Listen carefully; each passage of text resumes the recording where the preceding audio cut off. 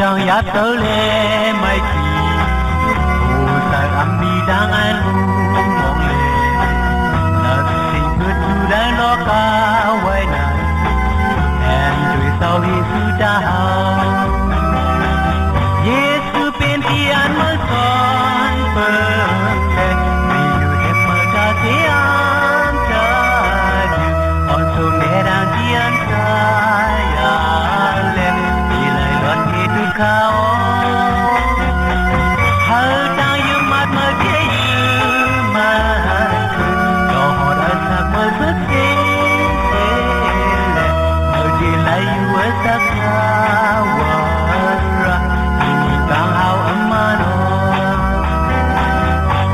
กาลาอันหายมือคอยมาเกินในเมืองโลกาในที่โกยาเมื่อที่อำนายอึดยักด้วยจังผ่านเยซูเศร้าที่มันอยู่เยซูเป็นที่อันมือสอนเปิดและที่อยู่เด็บเมื่อจะเสียงตาอยู่อ่อนสูงในรังเทียนสายยาไหลหลอดที่ทุกเขาหาทางอยู่มัดมาเกี่ยวมาต่อหอดอันสักเมื่อสุดที่เสียเลยเมื่อที่ไหลอยู่สักคราวที่กลางเฮาอัมมาโน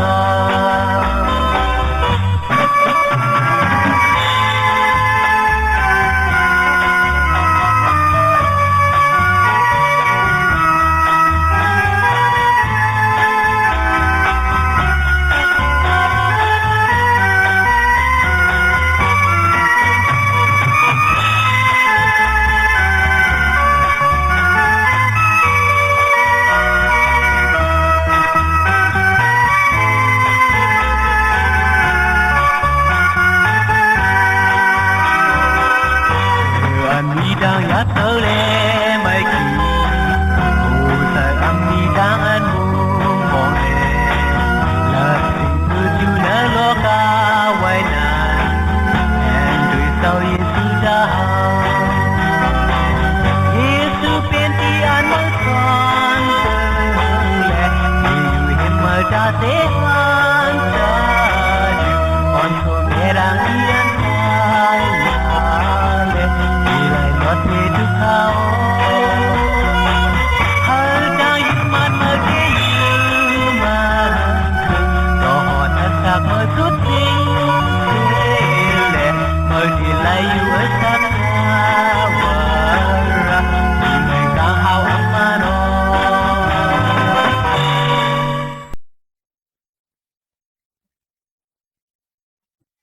พี่น้องเขาเวพระเจ้าเยซูเป็นพระอันเฮาคาไลอิงไลซ่อนไลเปิงอยู่ค่ะ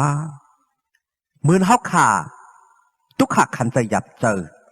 เฮาคาอิงซ่อนเปิงตีพระเจ้าเยซูไลอยู่ค่ะมันเจ้าในก็เป็นพระอัน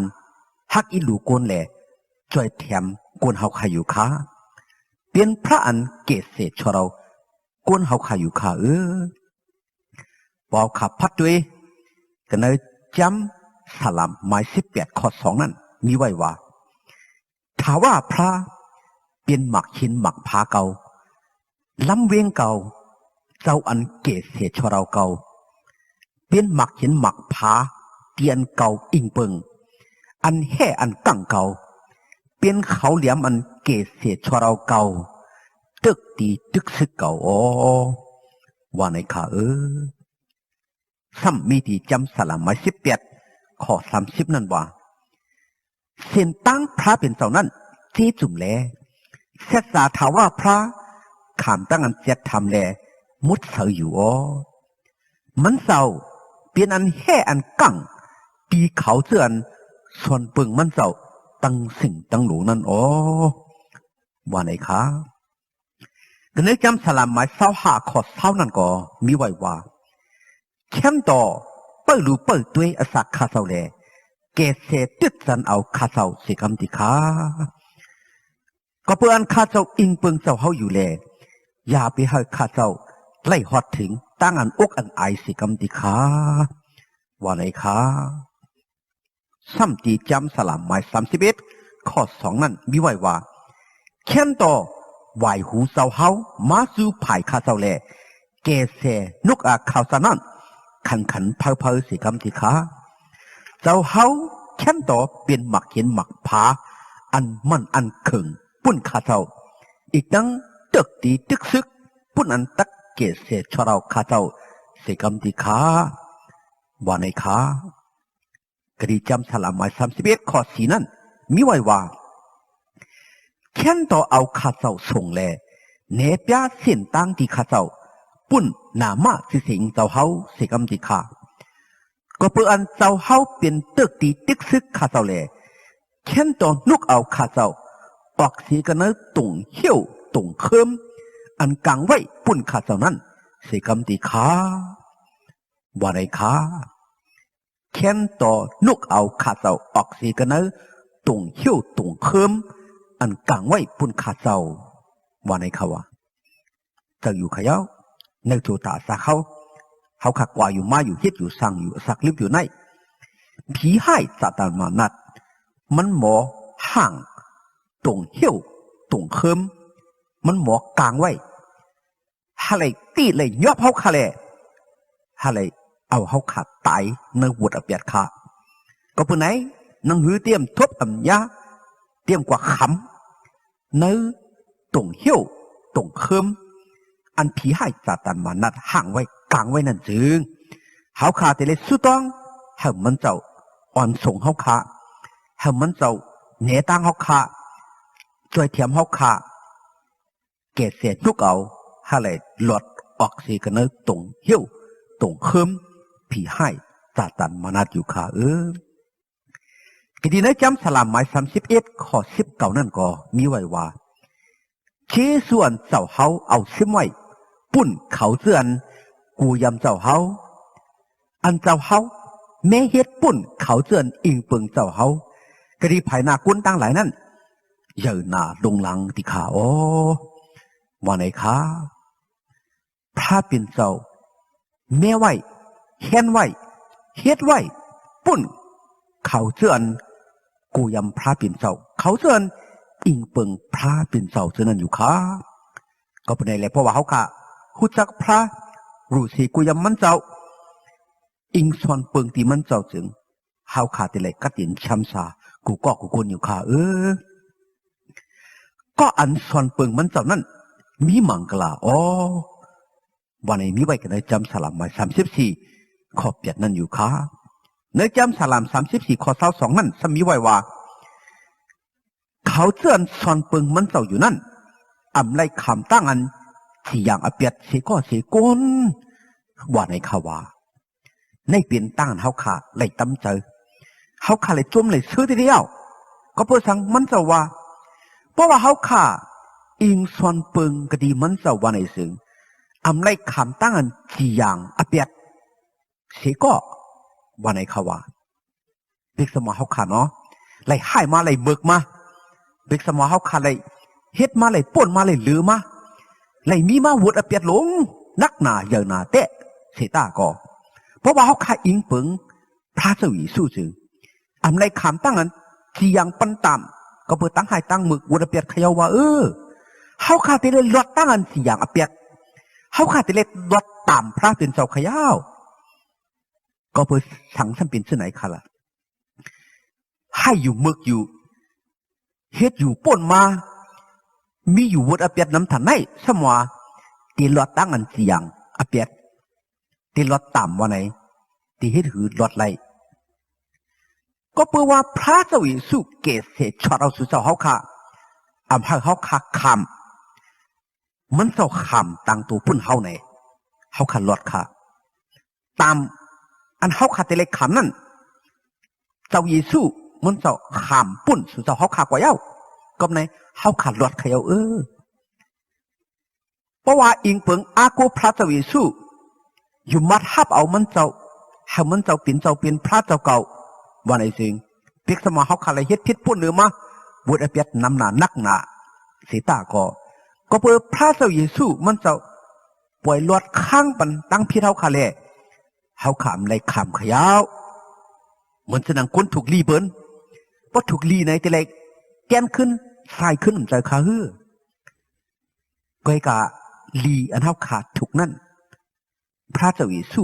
มันเจ้าบ่แกนปันสายปันสู่เจ้าเฮาขาขยาวเฮาขามีลีมีขอดสังขยาวลีเฮาขาขอดเฮาขาฉะนั้นหมดกว่าก็เปิดพระเจ้าเยซูยังบ่สายปันแกนปันขยาวก็เป็นในแลจังเลยว่าเฮาขาอิงเปิงอาโกพระเจ้าเยซูมันเจ้าเกศเสชอดเอาเฮาแหละลดต่ำอเปียดขยาวพอพี่น้องไต้เฮาขากูก็อิงเปิงพระเจ้าเยซูในก็แต่ไรคำตั้งนั้นเจ็ดสิอย่างปันต่ำจำหนังปูระเปียดเฮาไรคำตั้งนั้น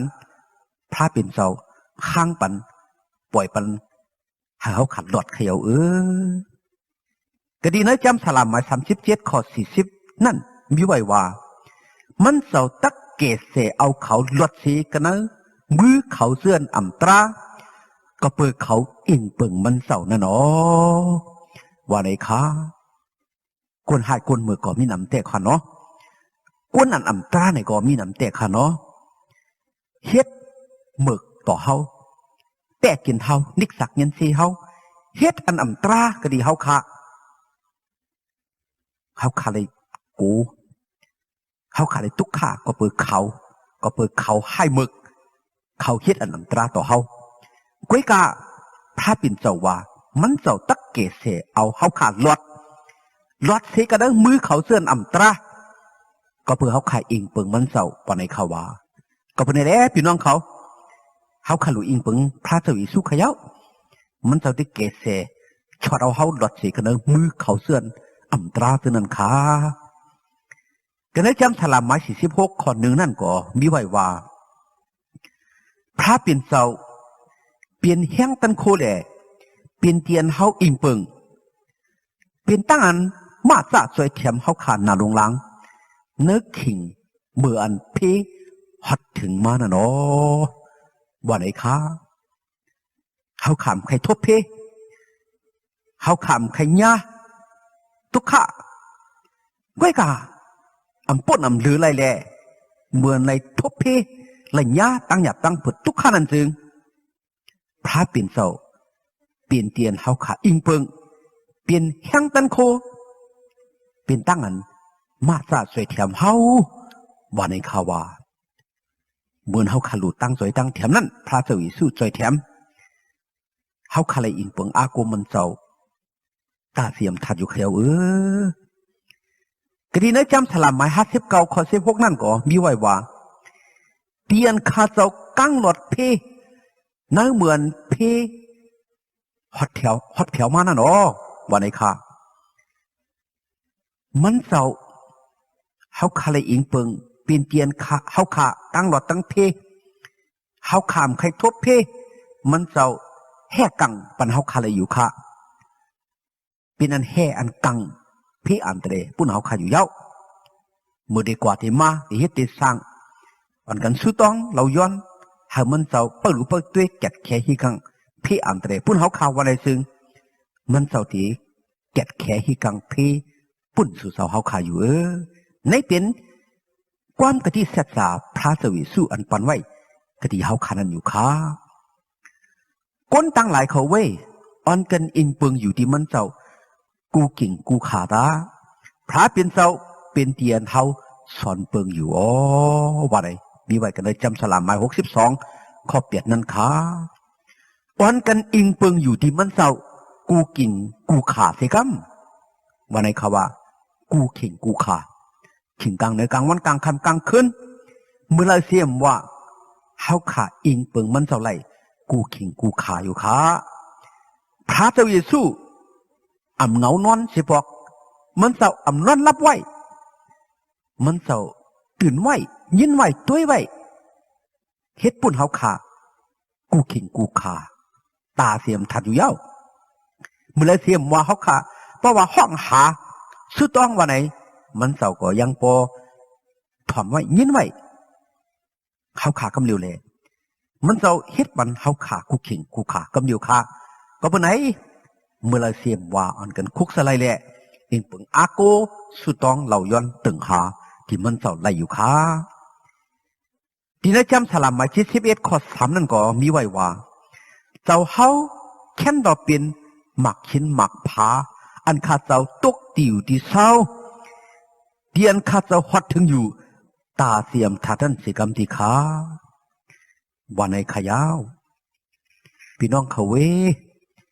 พระเจ้าเยซูเป็นเตียนเฮาค่ะอิงสอนเปิงอยู่ค่ะมิวลาเสียมว่าเฮาค่ะอิงเปิงไรค่ะเป็กสมากวนอำเฮ็ดไรอำเปลี่ยนไรอำตัดหนึ่งไรเสตาก็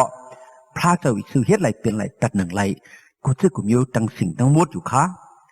มือไรก็เฮาค่ะอิงเปิงอากูไรค่ะทีไรในก็เฮาค่ะอิงเปิงอากูไรค่ะ